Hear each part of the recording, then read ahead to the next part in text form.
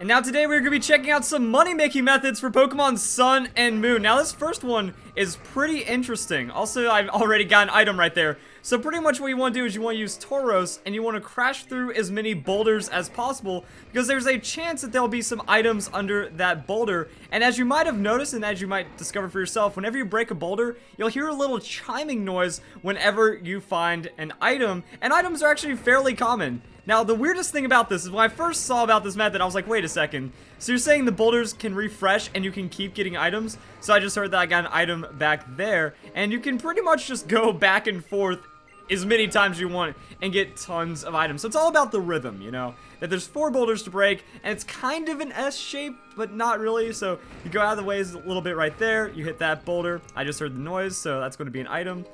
Then you got to make a hard corner, and then you just hit the other 2, and it just happens like that. So boom, and then boom. So it looks like I'm averaging 1 to 2 each, and they could be anywhere from like star pieces to comet pieces. So the amount of money that each of these items are worth are pretty crazy, and I'm going to do this for about 5 minutes and keep track of what I do. Like I can't be commentating.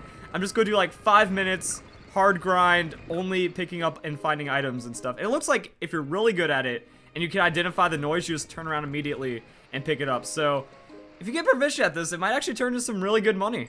Okay, now this is really interesting, because the more I do it, the more it feels like it might be time-based just a little. I think that you actually have to go at a moderate pace, because I was rushing it. I was doing 12 boulders a minute, and then I stopped getting item drops, and I haven't gotten items in about 4 passes now, but every once in a while I'll still get items. So I don't know if it's super time-based, like maybe you have like, maybe the longer that you wait, the better it is that you get odds, and then it slowly depletes and stuff. Because I was getting 1 to 2 per run, and sometimes even 3, and now as you can see, I'm hardly getting any, but if I did a couple more runs, suddenly I'd get 1 or 2 again. So maybe you should try to come back, like do this for like 5 minutes, when it stops working for you, just come back every hour? Because it seems to replenish rather quickly, or maybe it is a daily thing. I don't know, the RNG on this seems a little weird, and I'm not too sure about it. Either way though, it's still like some crazy money. Because see, now I'm getting one again. And I was actually getting a lot of Stardust, a lot of Comet pieces and stuff. So depending on what the rate is, it seems like Star pieces are the most common, and then Stardust is even just a little rarer. And then Comet pieces are definitely pretty rare. So what I'm going to do is fly on over to a Pokemart right now. I'm going to try to sell these items to see how much they are worth. But yeah, the actual like ratios and consistency with it, it's kind of weird. It kind of messed up my little 5-minute thing. But I've been finding a lot of items, and I've been roughly doing it for about 10 minutes in total. So yeah, Comet Shards are certainly what you want. I actually got 2 Comet Shards in 1 minute, which is pretty crazy. Now remember, this isn't from my 5-minute run in total, because like I said, the numbers started getting skewed, and I had to do a couple of recordings beforehand. But that's actually not bad right there. We just picked up like 220-something thousand within 10 minutes, and now I'm actually going to head back to see if it got any better or something like that.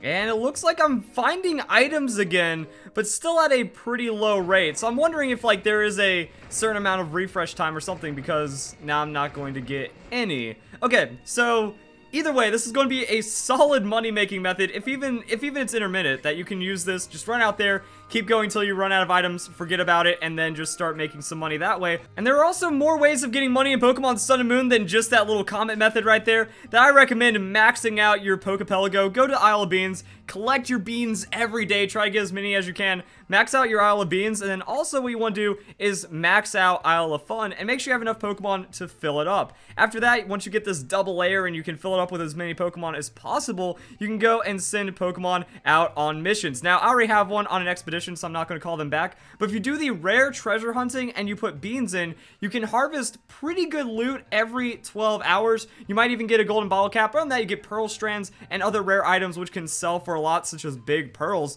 So that'll be a nice little way of snowballing your rare items. So it just adds up, and then you can get a good amount of money that way. It's pretty much AFK. So you pop in every 12 hours, harvest your beans, drop them off for your Pokemon, send them on a rare expedition, and then you'll be able to make some extra money as that's going. Then you can leave the Pokepelago and go for some other other money-making methods. Another thing that you can do to make money is go to the Hano Grand Resort and do the Pukamuku Chuck. Now, I've already done it for the day, but pretty much what you want to do is talk to this guy right here, and then every day you can come and make 20,000 Poke Dollars just to go and toss some Pukamuku. Like, there's one over here, there's one up here, and then the rest are scattered about the beach. Pretty much they spawn the same locations, so after you do it for the first time, it'll just get easier and easier, and you can just rush through and toss them back. So that's gonna be some fast money right there, and those are some of the daily things that you can do. And now it's time for some Pokemon battles. So if you want an amulet coin, you might have already stumbled into it. That you go to the nursery, you go right here, and that is the amulet coin. It will double the amount of money that you make in Pokemon battles. And with that amulet coin, we could do another tried and true method for Pokemon money making, and that is going to be grinding the Elite Four. Now, if you did the Munchlax event that gives you Snorlium Z, this is a very special Munchlax because it has Happy Hour. So for whatever you do, do not give up Happy Hour on that Pokemon. And then what we want to do is give the amulet coin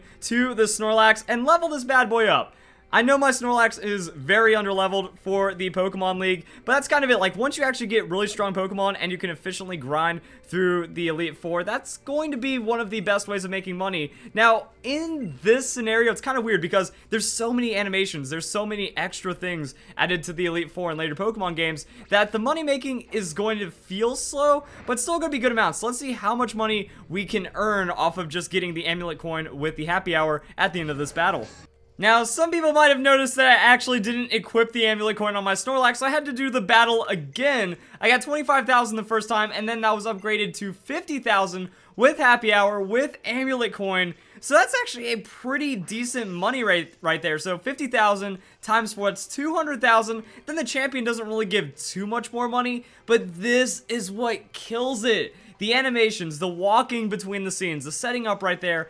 Even after like one-hit KOing all of her Pokemon, it was still like a 5-minute run. So all things considered, it takes about 30 minutes to do a full Elite Four championship run. And then if you try to stack on top of that, so 500,000 Poke Dollars an hour with this method. And that's like kind of just grinding straight up focus. So you have to be trying pretty hard to be able to do that because even like the fastest runs are going to be 30 minutes on that Elite Four. So 500,000 an hour, still not bad though. I think that has to be the fastest money making. I even tried out battling like Morimoto and stuff. That I even battled Shigeki Morimoto as well, and he doesn't really give too much money. He gets 22,000. So if you don't want to go through all the animations, I guess you can get your battle with him for the day to kind of add on a little bit of money. And also, maybe if you have like, okay, like, so now we're talking like crazy ultimate min-max right here for what it takes to get the, like, the most amount of money. So I was thinking maybe what you could do is get like a team of 5 or 6 level 100 pickup Pokemon, and then you can try to get items that way. Like, it is doable. It will take a lot of time, but if you're going to be breeding Pokemon, or if you're going to be leveling up Pokemon in some kind of way, like if you're doing the Elite Four, have some other pickup Pokemon on your team. That way you can be getting levels on them. That way you can be getting experience. And then at the end of the battle, say 2 or 3 of your 6 pickup Pokemon find an item. The item's value, if you just kind of look at this chart right here, you know, what is this? Full restores. Full restores sell for 1,500. Max revives, those are going to sell for 2,000. So I guess at the end of the battle, with 3 Pokemon getting it, you can average like 4,000 extra per battle. An extra 40,000 per hour if you have all pickup Pokemon. Probably going to be a bit more than that. And now what I'm also trying to do is check out to see if I'm going to be able to get any more items. Like, I'm just trying to piece together, chain together every way of making money, because I did the Elite Four, so I'm wondering if there's going to be any other items that appear, and it's not looking like that. So, like I said, with Tauros, you can actually go back and forth pretty quickly. Alright, there's an item. And actually, okay, so this is what we're going to do.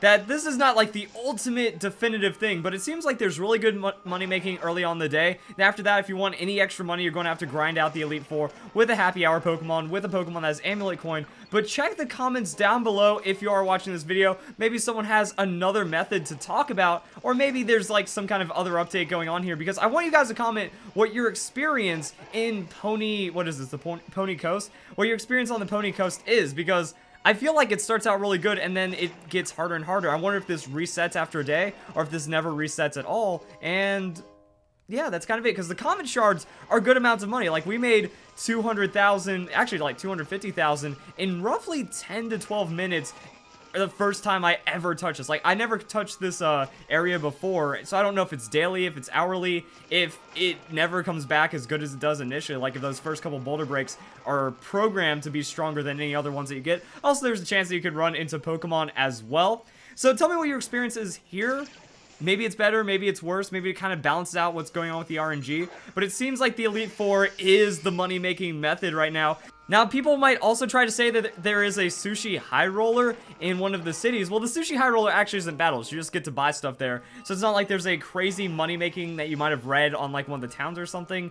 And I know people might say fishing. Fishing is garbage money-making. That there's a small chance you can get, like, bottle caps and pearls and stuff. But for the most part, you're going to be encountering more Pokemon than you are finding items. And then those items still aren't going to be as good as though you're just doing this. Like, even without any good RNG left, even with, like, all the items being used up, I'm still making probably close to 8,000 per minute doing this. So if you want to do this instead of battling, that's definitely an option. But if you're gaining experience while doing the Elite Four, that seems like a pretty good thing as well. Also, if there's any other money-making I'm missing, it just doesn't seem like it.